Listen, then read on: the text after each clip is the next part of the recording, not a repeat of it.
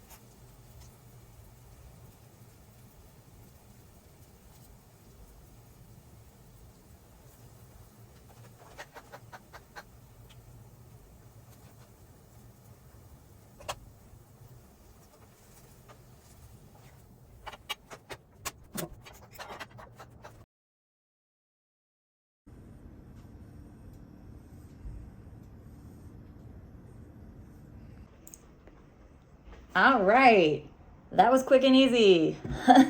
So I have way more kimchijeon than I'm actually going to be able to eat, obviously. So I guess I will find out tomorrow, like any that I don't finish tonight, can I quickly just toss them on the pan again to heat them back up and how well they hold. But that was super fast, made them all. The book did make a comment in there in the story portion about how when Seokjeon had made his, that he normally doesn't use too much oil, but because all of the bandmates like a lot of oil, he had used a lot, and it did make his first one fall apart.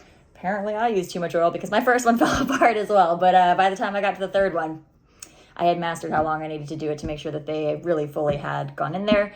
I would suggest cooking them slightly longer than the book says. The book says, hey, 3 minutes and then flip in 2. I would say just a little bit longer than that. I also heeded the advice of my friend Carmen, who after I had made the pajan, I was like, flatten those babies, squish them down. So I did. I really like made sure to flatten them this time. So hopefully that will help out as well. So we are going to transition from cooking with BTS to EatJen, and we are going to go ahead and try the kimchijeon. I love kimchi, so this will be a fun way for us to go ahead and eat it in another format. You can hear the crunch. Yay.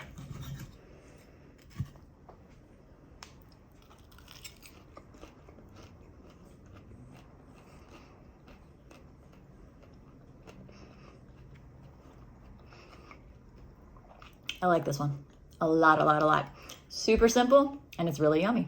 So that was really easy to do.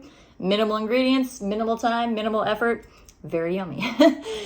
So I am quite pleased with this. I do hope that the reheating process with leftovers works out okay. Since even, I don't know, to be trying to make this to like small, shrink it the portion size down to make it less, would probably be very difficult to do. Just because, what am I gonna do? Buy an onion and only use like a 30-second of it or something like that? Like that would be weird.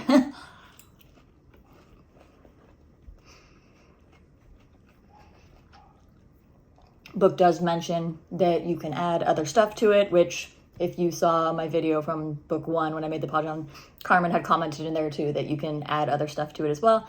The book does mention with this one that you can add other stuff to it, some gyapsal, you can add cheese, you can add whatever other things you feel like adding to it. But because this is my first time making it, I wanted to just do it directly as the book. It is really good. I do think it would be really yummy with some gyapsal though, so that might be an interesting thing for me to try. Anyways, I'm going to go ahead and enjoy the rest of my kimchijeon. Well, I mean all of them. I can't eat all of that right now, but I'm going to enjoy eating my kimchijeon. I hope everybody is doing okay. And yeah, thank you for joining me for another Cooking with BTS and EatJen.